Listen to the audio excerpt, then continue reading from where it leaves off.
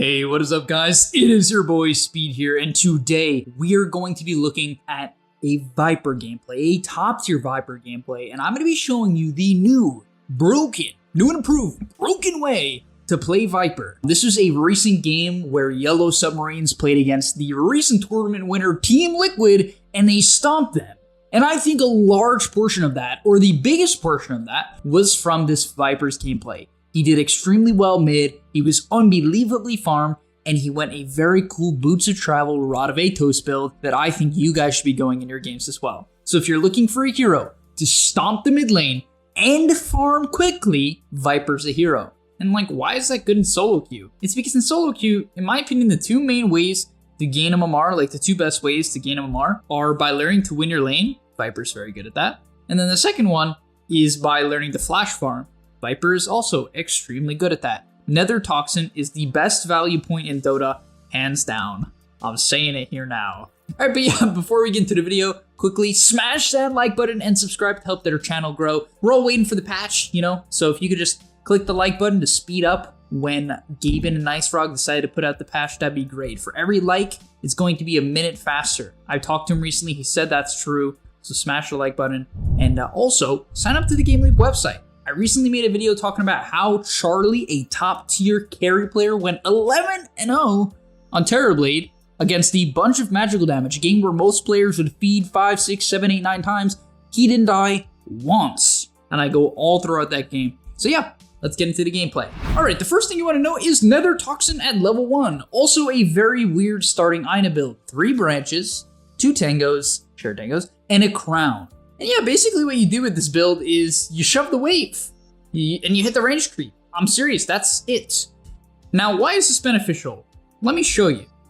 First off, it's pretty easy to secure the range creep with Nether Toxin. It just dies so quickly, so he gets it right away. He gets basically every CS because Nether Toxin does 80 damage after 4 seconds. 80 per second. It does so much damage that you're basically guaranteed 2 to 3 CS every wave with it. Also, now that he's shoved in the wave, the Quap has stepped in it a bit, which made her take a bit of damage. And now, if you know anything about Dota, if you get the entire mid lane and you push it out and you don't get denied, you hit level 2. Now, what's so cool about Viper under tower? You have high attack range, you have poison attack, which means you don't draw any aggro. And so all in all, this spike is incredible. You hit level 2 and you're always going to be pushing into their wave. It makes so much sense, and against certain heroes, if they overextend, you're basically guaranteed to destroy them. On top of that, he puts so much pressure on Quaifa that he gets a free range creep deny. That is so simple and reciprocable. That is what's awesome. You can replicate what he just did over and over and over again, and it's going to work every time. On top of that, if people don't know what to do, you're often going to kill them. Now with this build, very similar to what he did, you need to ship out mangoes immediately. If you do not ship out mangoes, you're done. Your game, like, you can't do anything. You have no mana. And really, as you can see, this lane is sort of a rinse repeat.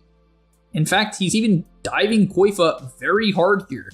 Quaifa, being the good player that he is able to hit a really nice juke. But once again, if this is your average pub and you Nether Toxin in the wave and then dive them with your mangoes, you will get more kills than you ever thought was possible.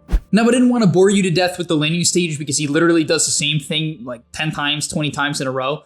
But a couple things to note. He bought a bottle, more mangoes, and then a stick, right? A wand. It's very important to buy these items. Viper is all about becoming tanky and getting mana, and that's what wand does, that's what bottle does, and so just buy these items every single game. Once the laning stage becomes static and you feel like you can't pressure the opponent, you want to start flash farming. Now, you might be saying, Speed, but what if I can crush the enemy mid laner? If you can kill them, go for it. Keep doing it. Shut them down, crush them, make them feel pain. But in this, this case, the Quap can always blink away. She has a nuke. The dagger's pretty decent against Viper. And so all in all, he's just going to go farm, right? And Nether Toxin, as I said, is the best value point in the game. You can full kill a camp. You see this? Full kills a camp for 70 mana. There's not a lot of heroes that can do that. I mean, think about it.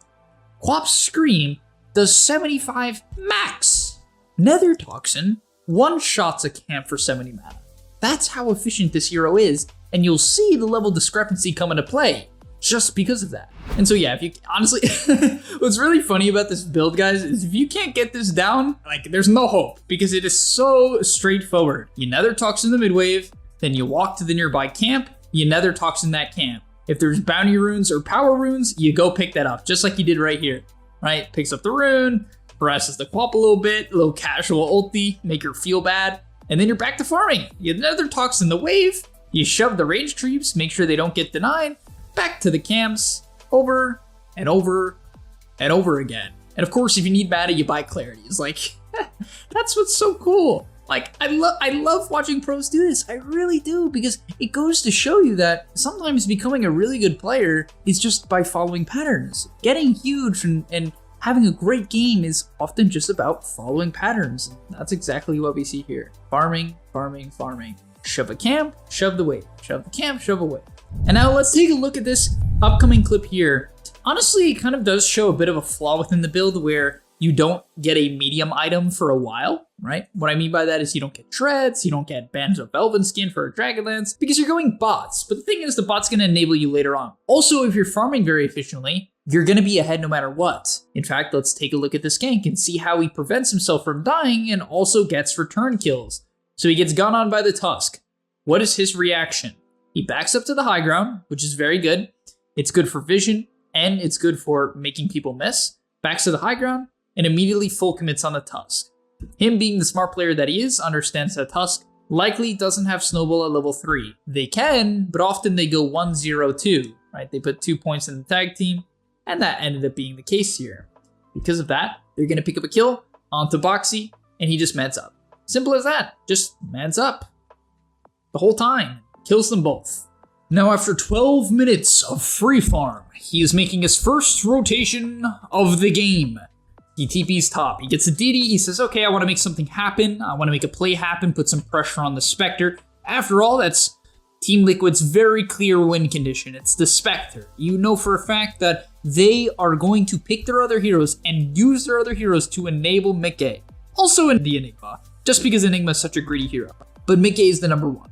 So he TP's in here, pops the DD, takes the tower, and they can even look to fight. I don't know why Taiga TP'd in here, honestly, it just looked like suicide. They even tried to save him, and that didn't work out too well, and this is the power of the bots. But let me show you something in this clip here, because I just played with a Viper, a 3K MMR Viper, and I want to quickly spoil the next video and series of videos that's going to be coming to this channel. Super pumped for it. I'm going to be getting an account from 3K MMR to 5 or 6K, depending on how much you guys like it. It's going to be a ton of fun. I did it on the website. It's called Random 6K on the website. BSJ has been doing something similar now. People seem to like it, and I'm like, I love making them. They're really fun. It's good response, so that's going to be it. But nonetheless, I was playing with a Viper, and that Viper had no idea how to attack move. Guys, if you are playing Viper and you do not move in between your auto attacks, you will lose so many kills and do half of the damage you could. Half. You think I'm over exaggerating with a half? I'm not. I'm not. Look at this clip here, okay? He goes on the Enigma, it doesn't matter, you don't need to attack move. He's in range, he can't run away, he's mega slowed and stunned. Now, when the IO comes in here, IO is max range. And so you do not want to hit, hit, hit. You want to hit, move, right? Hit, move, hit, move, hit, move, hit, move. You see that? If you do that, you actually double the amount of right clicks you get in, if not more. It's literally can be more than double the right clicks. Literally more. It's so good. Also, a big thing to understand is if you're getting gone on, the same principle applies. You just kind of use it to run away, right? So you hit, move backwards, hit, move backwards. I know that's something where a lot of players are like, yes, I know what attack moving is. But a lot of people know what it is, but they're actually really mediocre at it, or they forget to do it consistently. Now, as you can see with the build here, it's really interesting. He's basically just saying, okay, Viper's a really slow hero that struggles to stay on top of people, and his build completely counteracts that issue. He has bots for movement speed and then an Atos to lock people down. Also, his team lacks a lot of stuns. Wyvern doesn't really have a stun, Phoenix doesn't have a stun, Lifestealer doesn't have a stun. They need some sort of control, so the Atos makes a lot of sense here on Viper, as well as the fact that the stats are very nice. Then, they invade the jungle. I like this play a lot because Viper is a hero that you can play alone and you can split push and farm the top lane and pressure out the enemy carry. It's very effective, but also a great way to play this hero is walk around with a stun hero and just play around them, because your hero is really, really good as long as it has a stun next to it. Now let's take a quick look at how this fight breaks out. So to start off, they Atos out the Enigma, and you can see he's going to be kiting around the edge. Even here, I think he walks a little bit out of position, but his team makes an insane play to save. Nonetheless, constantly attack moving, right? Attack move, attack move, attack move. It allows him to easily pick up the kill onto the Enigma. As the fight continues to break out, understand that he doesn't just straight up stand his ground. You want to kite the enemy team into you. You want to make sure that the enemy team chases you so that your supports can get their spells off from a safe distance. It's a big concept to understand. If you're a frontline hero and you chase people, or you go towards them instead of baiting them in, or you just hold your ground instead of baiting them in, it's a big mistake. So in this clip here, he's gonna go on the quad, and then once he realizes it's bad, he'll start to kite out. Even here, I think he manned up much more than he should have. I'll be honest, I actually think he goes quite a bit out of position here. He probably got a bit overconfident, was like, I'm level 13. I can kill whoever I want. And yeah, he goes very, very, very far up. So I do somewhat disagree with his decision. Maybe he didn't want to get stuck in the middle of the other heroes, but it ends up putting him very far away from his teammates, and they couldn't help him right away. Thankfully for him, he has a shovel and a wand, which keep him alive. And then he also has two really good teammates who keep him alive. The Winter's Curse at the last possible second saves him. The dagger is unable to finish him off. And on top of that, the Lifestealer with the save. Oh, it's absolutely beautiful. Another thing I'd like to mention is I love when your team has heal heroes around Viper. One of the big things about Viper is that he gets gone on a lot, right? He's very slow, no mobility. So he gets gone on, right? And if you have a hero like Phoenix and like Wyvern to back you up and counter initiate, it is broken. It's so good. One of my favorite combos with Viper is Wyvern, which I really like that they picked it here. And the reason for that is very often when people go on Viper, they have to commit on him for a bit. Curse, super easy to get off a good curse with the Viper. Also, the heal is very practical. Also, the DOT you do with Wyvern and Viper combined is ridiculous. It's just good overall. I love that combo. And honestly, after these fights, he slows back the pace of the game. I think people kind of just get in this bad habit of Viper of saying like, I'm very strong and my hero doesn't scale, and therefore, because my hero doesn't scale, I must fight for 20 minutes straight. And then all of a sudden your Viper has like a Dragon Lance and two components to BKB like an Ogre Club and a Mithril Hammer. 26 minutes in, you're like, I really don't like Viper. But if you don't do that, you'll be all right. Unfortunately, he gets picked off here. It is what it is. He's playing against Liquid. They have a reload. It's gonna happen. All right, to wrap up this video, let's talk about the item build, the talent build, and some of the later high ground fights. So first off, item build, he goes Atos, then into a Hurricane Pike. Very good Hurricane Pike game. Your hero really just hates getting gone on. It's very awkward. You're not too good of a man fighter, you're more of a kiter. So you don't like Tusk being on top of you, and you definitely do not like Spectre being on top of you. Even though you do counter Spectre, it still can be very, very, very awkward. Now, for the talents, he's more of a right clicker, right? So we took the right click talents. If you go sort of like a mech build, you can take the other ones, but unless you're going mech ags, you really want to take the right click talents. They're much better in my opinion. And finally, I did forget to mention it, but Sanjin Yasha after the Hurricane Pike, most games you want to BKB. Okay, most games you need a BKB. This game, they kind of lack a lot of magical damage. He also has Aegis pretty consistently. They keep roshing for him. And so he can go more of a greedier build because they don't really have something you need a BKB for. Tusk, Enigma, Black Hole goes through it.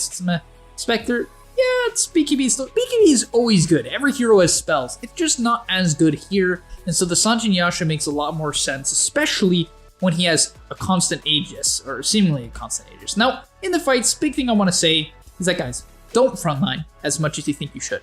A lot of people are like, I'm tanky, I'm Viper. Viper is tanky early on into the game.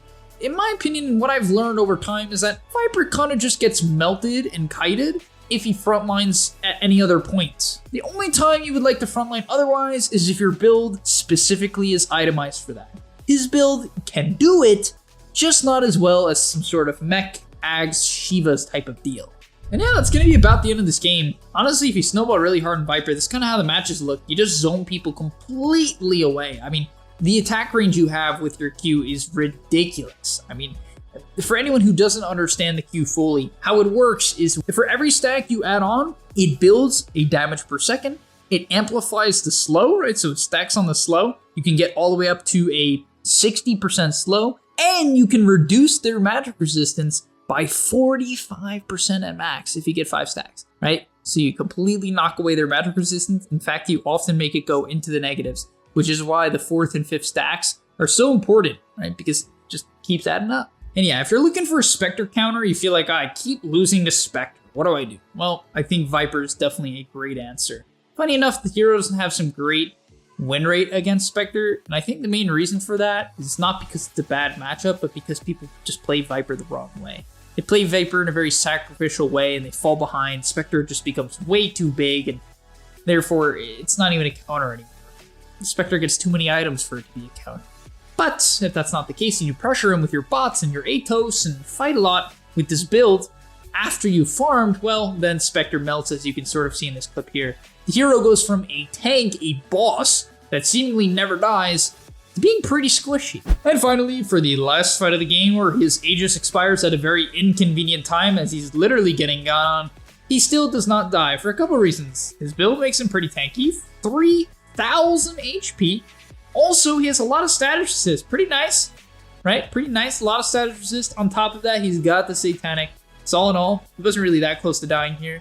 He even forgot to pop his Essence Ring. I don't blame him, man. I always forget to pop that thing. Leave it in the comment section down below if you guys forget to pop Essence Ring. Man, I swear, I can't remember. It's just too hard. Too hard. But still, the Satanic with the amped lifesteal from the Sange. Mwah. So much health. Oh, he popped it now. He popped it after the fight ended. All right, thank you guys for watching. I hope you enjoyed. If you did, black hole. I'll see you in the next one. Peace. Before you leave, just want to say a quick message. If you're trying to get better at Dota or you just enjoyed that video, I know this is pretty general and you're going to hear this quite a bit from me, but I recommend you sign up to gameleap.com. Why? Because I put a lot of effort into the content over there, and generally the effort I do there is different from the content you're going to see here on YouTube. It is different. In fact, I usually go a lot more in depth on topics or into niche topics that help you get to the next level even faster. Because on YouTube, I often have to keep it more mainstream, and that's even why I'm putting it at the end of this YouTube video. That's why this is at the end, because a lot of people just watch 5 minutes, they skip through just for like the dopamine spike. But if you are interested in actually getting better at Dota, I recommend you go to the description down below, get your discount right now by clicking the link, sign up, use the discount code that you're going to see there, and I hope to see you there right now. So click it, and yeah, thanks for watching.